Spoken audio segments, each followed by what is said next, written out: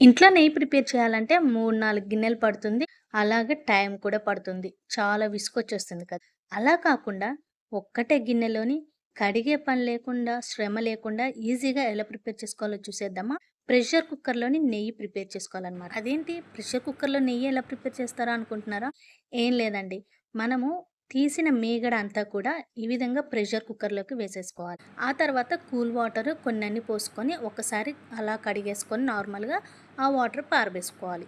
ఆ తర్వాత ఇంకొంచెం వాటర్ పోసుకొని ఈ విధంగా ప్రెషర్ కుక్కర్ మూత పెట్టేసి విజిల్ పెట్టేసి 2 విజిల్లు హై ఫ్లేమ్‌లోనే రానించుకొని స్టవ్ ఆఫ్ చేసేసుకోవాలి. ఇప్పుడు ప్రెషర్ అంతా పోయిన తర్వాత ప్రెషర్ కుక్కర్ మూత తీసేసి మళ్ళీ స్టవ్ ఆన్ చేసుకొని లో ఫ్లేమ్‌లోని ఈ వెన్నంతా కూడా నెయ్యిలాగా ప్రిపేర్ అయ్యేంత వరకు మరగబెట్టుకోవాలి.